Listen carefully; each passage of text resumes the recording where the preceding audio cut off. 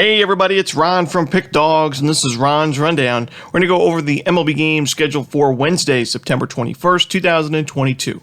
Now, if you like what you see, make sure to give this video a big thumbs up and subscribe to our channel. Helps us out a ton. And don't forget to put your baseball picks in the comment section below. If you're looking for my best bets, you can find those at the Premium Picks tab at Pickdawgz.com. Of course, I'm always running my $15 MLB best bet, so check it out at Pick Dawgz Premium.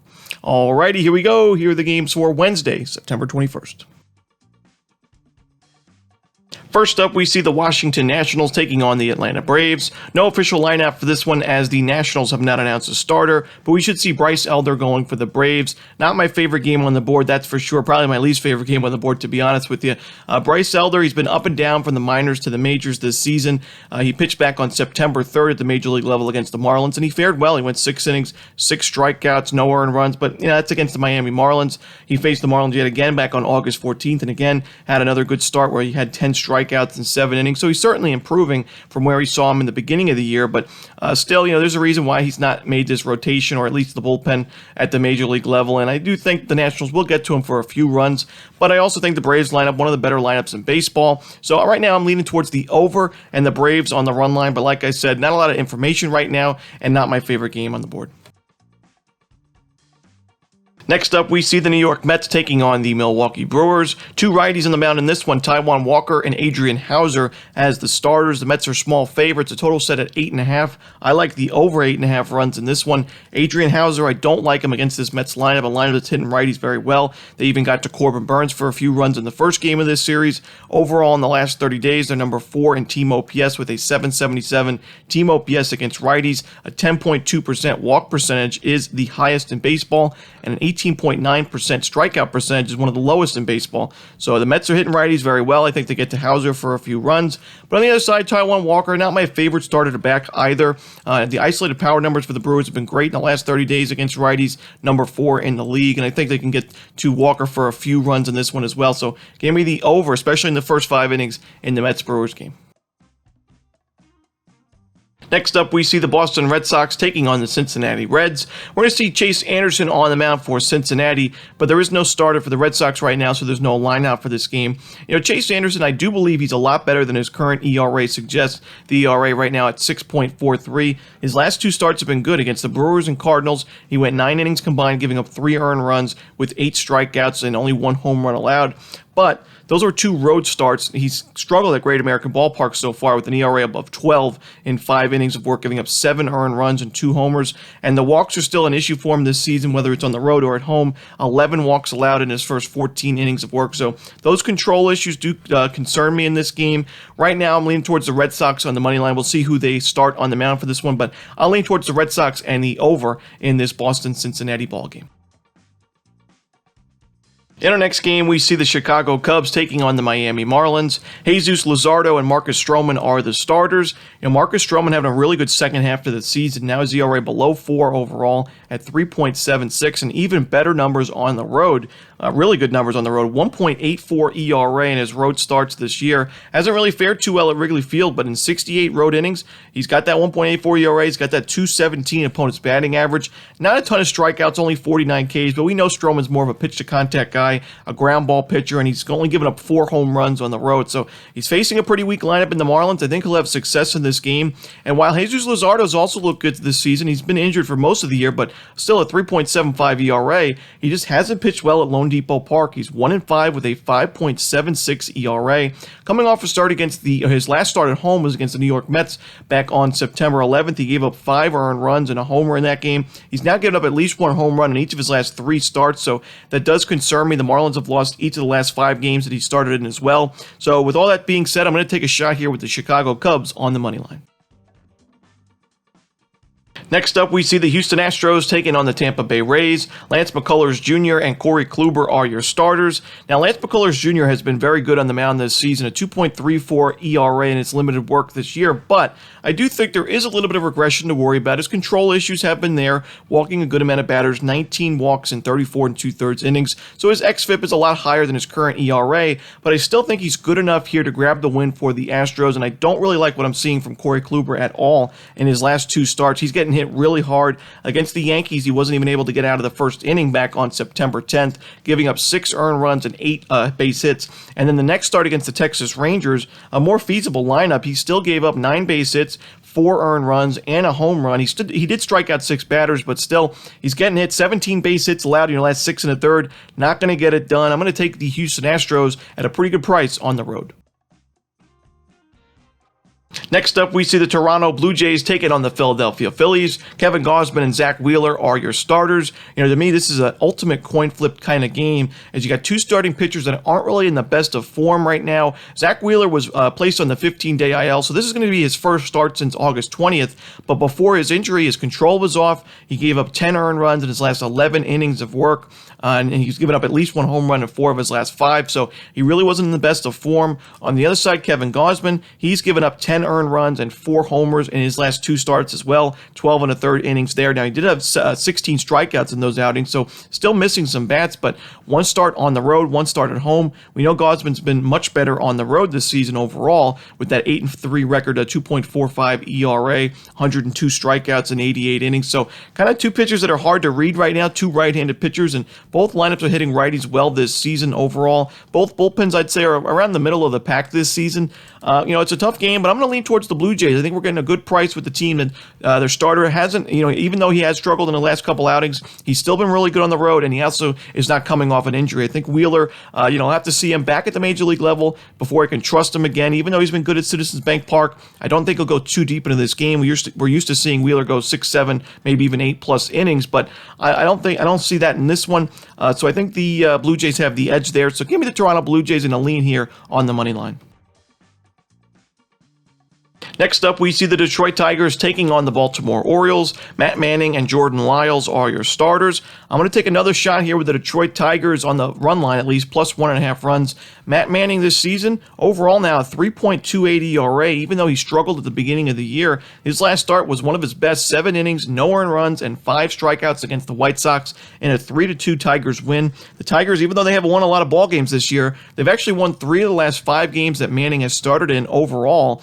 And I do think they've also covered the run line in 4 of those 5. So really impressive stuff from Manning and the Tigers when he's on the mound. And the Tigers' numbers against righties this season have been one of the worst offensively in the league. However, in the last 30 days, they're improving at least. They're in the top 20 in isolated power, which is something we haven't said much at all this year. And their team OPS is ranked 21st, which is not very good, but it's much better than the dead last we've been used to seeing for most of the season. So their numbers are improving offensively. We saw in the first game in this series, they were able to get to Tyler Wells and the Orioles bullpen for 11 runs. So I think seeing some young guys back in the lineup like Spencer Torkelson starting to help this lineup out a little bit as we get near the end of the season. I think the Tigers compete in this game, and there's no way I'm laying minus 170 with Jordan Lyles on the mound, even though he hasn't been miserable this year. At 4.70 ERA, he's still not good enough to lay that kind of price, even on the run line. So give me the Tigers plus the 1.5 runs on the road. Next up, we see the Pittsburgh Pirates taking on the New York Yankees. Luis Severino and Roansy Contreras are your starters.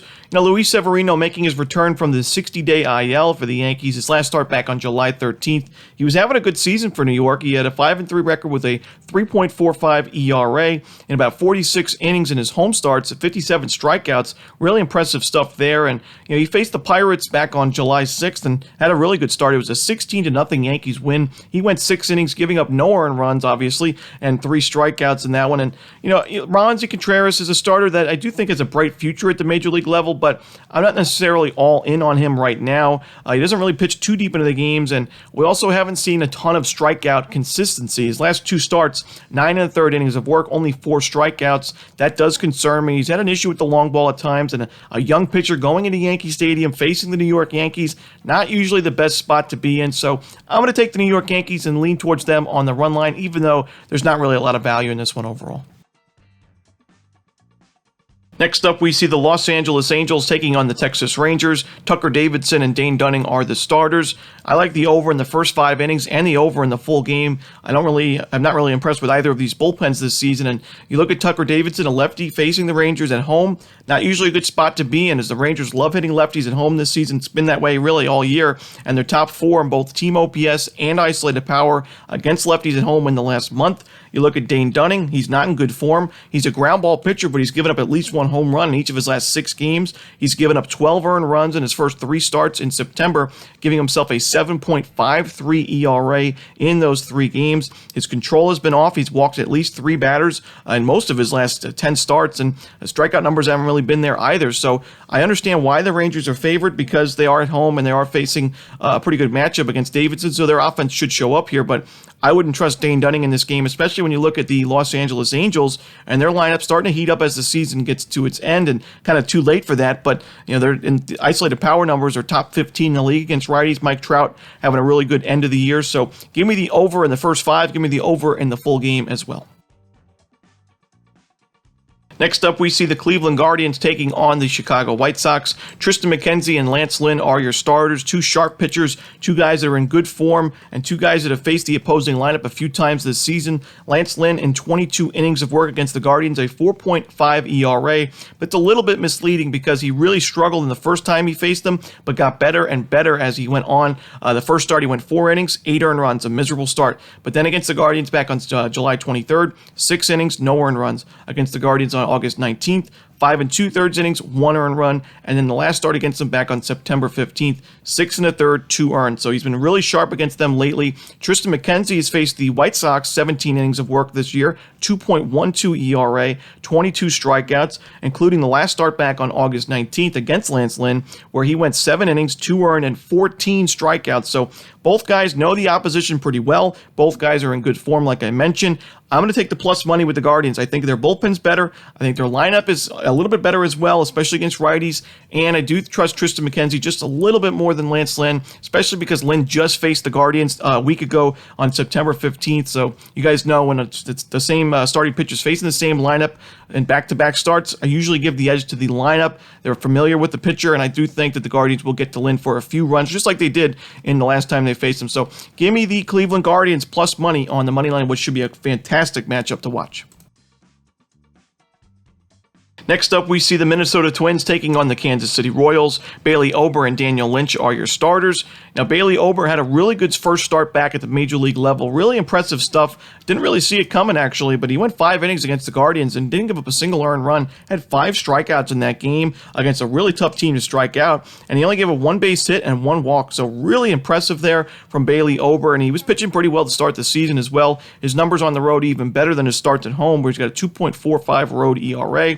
Now, on the other side, Daniel Lynch, a left-handed pitcher. The Twins' numbers against lefties, they've kind of been all over the place lately. Now, they're top 10 in isolated power against lefties, so the power numbers are there, but they're striking out a ton against lefties as well, with a 27.9% strikeout rate. That's the 3rd highest in baseball, only to the Pirates and Giants, who have higher. But so it's kind of been home run or nothing for the Twins against lefties. Daniel Lynch does have an issue with the long ball. He's given up quite a few of them lately. 6 home runs in his last 3 starts combined, to the Tigers twice and the Twins. So he just faced this Twins lineup. He gave up 2 homers and 3 earned runs. So I don't really love this matchup for Daniel Lynch. I'm going to take the Minnesota Twins, especially because Lynch is struggling at Kauffman Stadium with that 6.11 home ERA. Give me the Minnesota Twins with Ober on the mound on the money line.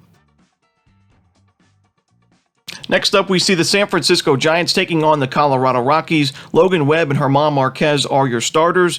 Now, German Marquez has not pitched well at Coors Field this season. A 6.78 ERA in his home starts. I don't love him in this matchup, even though the Giants haven't been the greatest offensively against righties.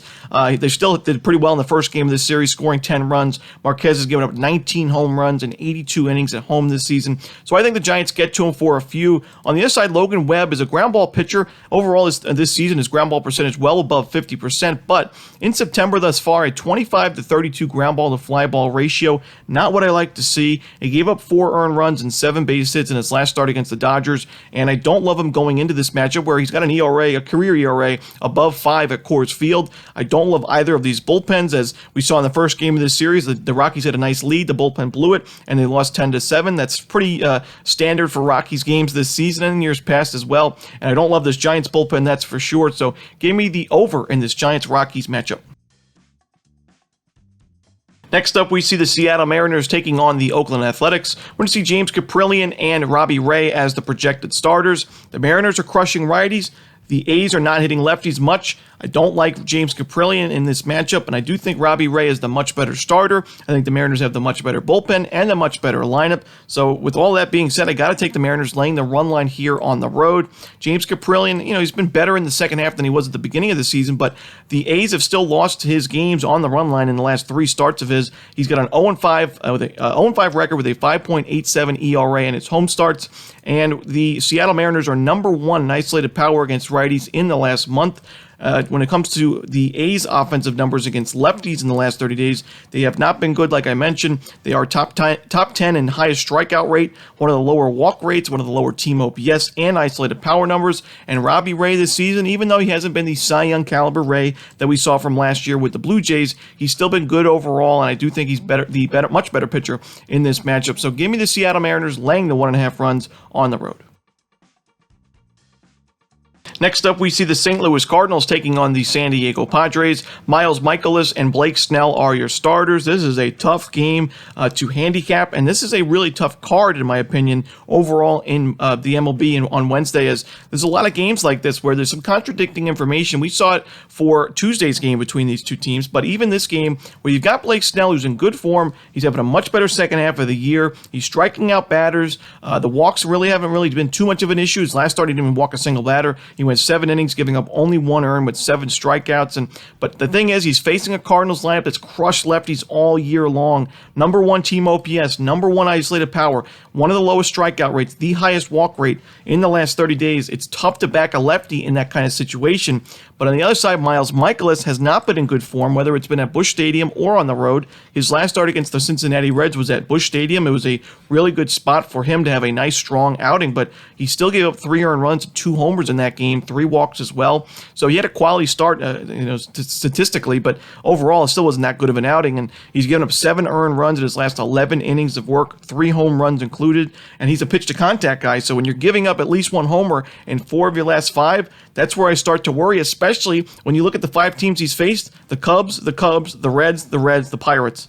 Now you're facing the Padres, who have struggled against righties, but they're much better lineups than those teams. So, this is a tough game. I'm going to lean towards the Padres because I do think they have the better bullpen, and I do think that this is going to be a close game late. So if it's going to be close late, I'd much rather have the better bullpen, the more trustworthy bullpen. So give me the San Diego Padres in a lean of all leans on the money line.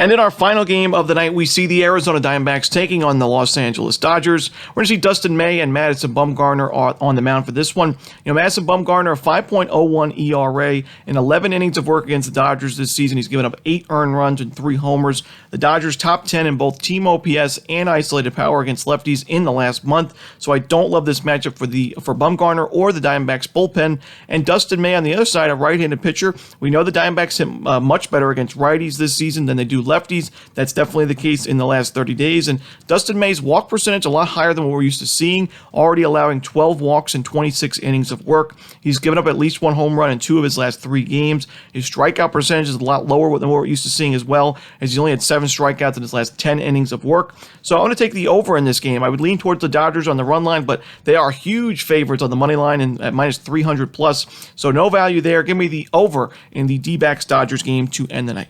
And that's it. Those are the games for Wednesday, September 21st. Hope you enjoyed this video. If you did, don't forget to hit that like button and subscribe. And don't forget to put your baseball picks in the comment section below. Again, if you're looking for my best bets, you can find those at Pick Dawgz Premium. As always, this is Ron Romanelli. Good luck.